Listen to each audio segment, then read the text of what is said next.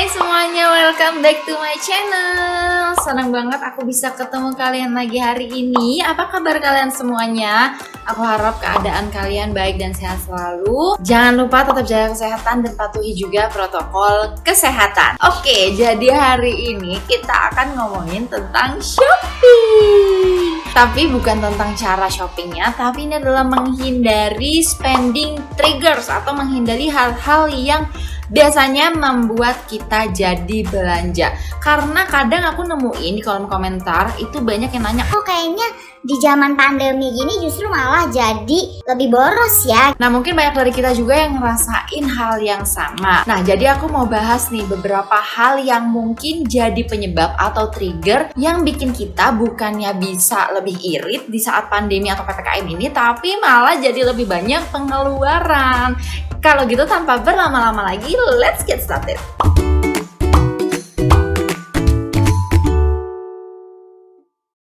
Oke, spending triggers yang pertama adalah bosen. Nah, ini aku taruh di nomor 1 karena sekarang kan mungkin banyak dari kita yang kerja dari rumah, sekolah dari rumah. Intinya banyak aktivitas yang kita lakukan di rumah karena kita nggak bisa keluar. Jadi banyak dari kita yang mungkin ngerasa bosan di rumah terus. Akhirnya apa yang kita lakukan? Scrolling di internet dan juga di e-commerce. Nah, itu adalah salah satu penyebab kita jadi belanja. Jadi buat aku, bukannya aku sebagai seorang minimalis itu tidak belanja atau tidak mengeluarkan uang, no, tapi aku itu belanja apa yang aku butuhkan. Terus ada juga yang bilang, kayak gimana dong Kak, sekarang kan banyak banget nih kayak misalnya promo atau sale 88,99. Itu justru harus kita gunakan untuk hal-hal yang kita butuhkan. Yang nggak baik adalah kalau misalnya kita menggunakan promo cuman gara-gara ya mumpung lagi promo, padahal sebenarnya nggak ada hal-hal atau barang yang mau kita beli saat itu yang bikin kita jadi tambah boros. Kalau aku seperti biasa, kalian mungkin udah tahu, trik aku adalah tetap menggunakan shopping list. Jadi setiap aku punya wish list atau barang yang mau aku beli, aku taruh di dalam list tersebut.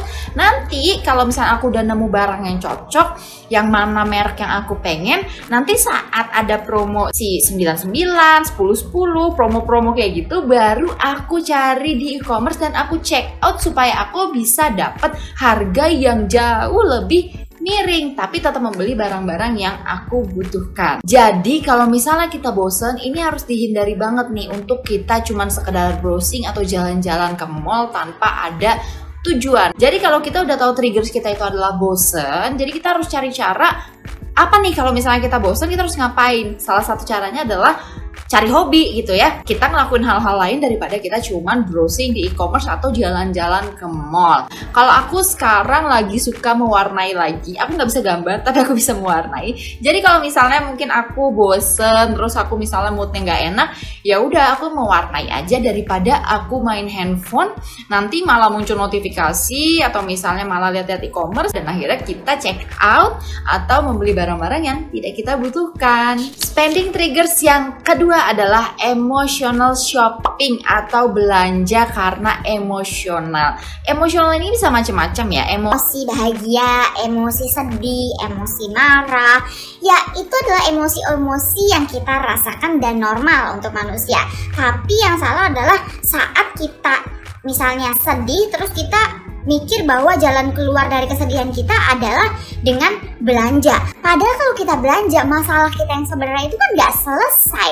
Kita cuma malah nambah masalah, yaitu ngeluarin uang untuk barang yang kita nggak perluin. Jadi sebenarnya banyak dari kita yang mungkin masih ngelakuin ini. Aku pun juga dulu sering ngelakuin ini, tapi sekarang udah mulai berkurang. Atau seenggaknya sekarang mungkin aku masih larinya mungkin ke makanan kali ya, atau jajanan. Tapi itu pun sebisa mungkin aku tuh menahan untuk gak ngelakuin hal itu. Jadi di sini tuh aku belajar untuk tidak menaruh kebahagiaan aku pada barang.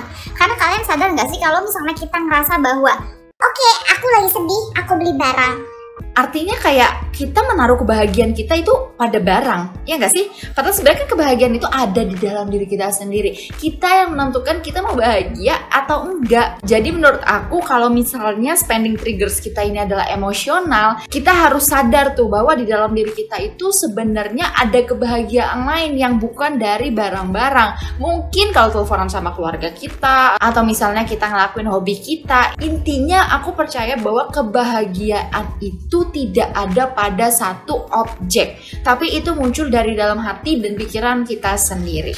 Spending triggers yang ketiga adalah treat yourself mindset, atau mindset yang bilang bahwa aku berhak nerima ini, aku berhak belanja. Nah, itu mirip sama emotional shopping, tapi ini lebih ke arah kayak setiap kita mencapai sesuatu, kita harus langsung membeli suatu barang. Yang sebenarnya nggak salah, aku setuju, dan menurut aku ini adalah suatu keharusan juga bahwa kita itu harus memberikan reward atau hadiah ke diri kita sendiri kalau misalnya kita mencapai sesuatu yang lebih. Misalnya nih, goal nabung di bulan Juli itu misalnya 500.000. Oke, terus aku misalnya bikin goal lagi di bulan Agustus.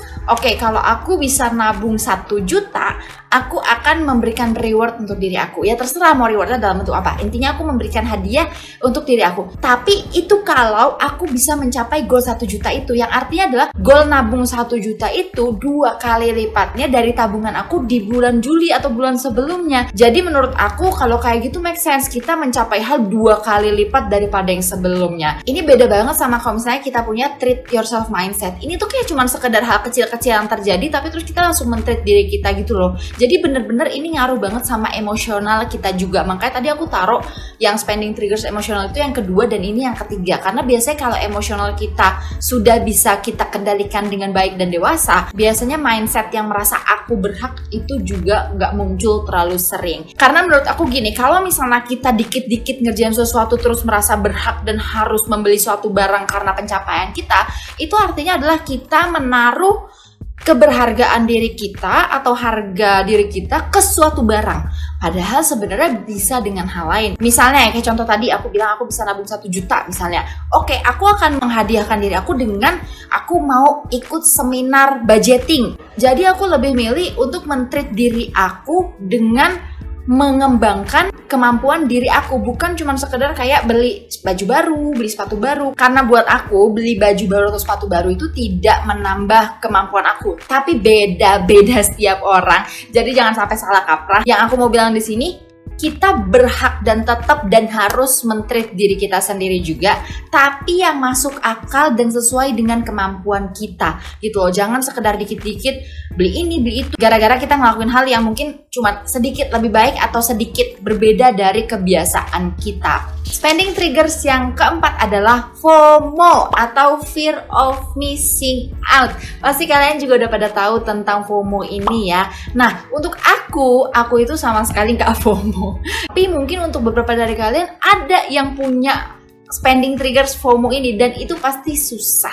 Karena apa? Trending atau hal baru itu akan selalu muncul dan berganti. Dan kita yang punya spending trigger FOMO ini pasti merasa bahwa ya harus terus-terusan ikut dengan alur trendy itu. Nah sebenarnya FOMO ini kalau aku lihat kayak justru cocok banget sih untuk minimalism ya. Jadi artinya apa? Untuk kita-kita yang mungkin punya spending triggers FOMO, bisa banget kita coba gaya hidup minimalis. Buat kalian yang mungkin belum tahu atau belum pernah nih, misalnya kalian nonton channel aku pertama kali dan dapat video ini, jadi kalian belum tahu tentang minimalism, kalian bisa klik playlist minimalism aku. Di sana aku ngomongin banyak banget tentang minimalism, mulai dari cara mulainya, tips-tipsnya, terus apa yang harus dilakuin, apa yang iya dan enggak. Kalian bisa cek semuanya di sana. Kenapa aku bilang gaya minimalism ini cocok untuk kita-kita yang punya FOMO? Karena dasarnya ini kan FOMO adalah takut ketinggalan zaman ya. Jadi kayak merasa kita itu gak pernah cukup. Kita itu harus selalu dapat yang lagi in sekarang.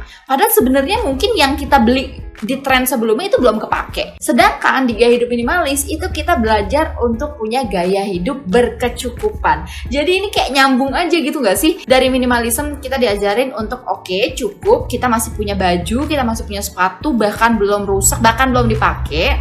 Jadi there's no point kalau misalnya kita beli baju atau sepatu baru cuman gara-gara sekarang muncul tren yang baru. Untuk spending triggers yang kelima, ini adalah kecanduan shopping atau shopping addict. Jadi karena bikin video ini, aku tuh baru tahu juga ternyata ini adalah suatu kelainan atau disorder. Nama disordernya itu adalah compulsive buying disorder atau oniomania. Jadi aku baru tahu tuh ternyata ini tuh suatu kelainan. Jadi ini adalah orang-orang yang belanjanya itu sudah kelewatan, ya namanya juga adik ya atau kecanduan, itu artinya adalah sudah melebihi dari apa yang sewajarnya atau normalnya. Aku nggak akan bahas ini secara psikologikal atau keilmuannya juga karena ini bukan bidang aku, nanti aku takut salah, tapi aku cuma akan bahas kayak secara sedikit aja, sekilas gitu ya. Jadi kurang lebih orang yang kecanduan shopping ini kalian bisa coba cek ke diri kalian sendiri, kayak misalnya ini aku nggak ya, kalau ya cek jangan-jangan kita juga shopping addict. Jadi ciri yang pertama adalah nggak bisa nahan diri. Jadi misalnya nih kita pergi ke mall, terus kita lihat suatu barang yang lucu gitu ya, terus kayak kita ngerasa kita itu harus punya barang tersebut. Ada kan orang yang mikir sampai aduh nggak bisa, aku pokoknya kalau udah lihat suatu barang dan suka aku harus beli, kalau enggak aku kepikiran, aku stres, aku nggak bisa tidur dan lain sebagainya. Nah itu kan nggak bisa nahan diri ya artinya, padahal sebenarnya itu semua cuma dari perasaan atau keinginan sesaat kita aja. Terus yang kedua adalah selalu tidak punya uang. Pasti banyak nih ya, aku juga dulu gitu, kayak gak tahu tiap bulan uangku habis saja. Jadi aku itu hidup ya dari gaji satu ke gaji lain, ke gaji selanjutnya. Gak ada persiapan tabungan, gak ada persiapan masa depan. Pokoknya uangnya selalu gak ada. Jadi kalau ada sesuatu yang terjadi, kita tuh gak punya dana untuk membackup kejadian atau apa yang kita butuhkan itu. Nah ini bahaya banget. Dimana ya uangnya itu memang kebanyakan habis untuk dibelanjakan. Nah ini salah satu cirinya juga yang terakhir, yaitu adalah lying atau hiding shopping. Jadi dimana dia itu bohong kalau misalnya tentang belanja, atau dia nyembunyiin. Jadi misal kita ini seorang shopping addict, terus misalnya ada temen, pacar atau keluarga kita yang udah tahu bahwa kita ini kecanduan shopping gitu ya. Terus mereka ya udah tahu lah, mereka sering ngingetin kita belanja nggak, apa sering nanya kayak gitu-gitu.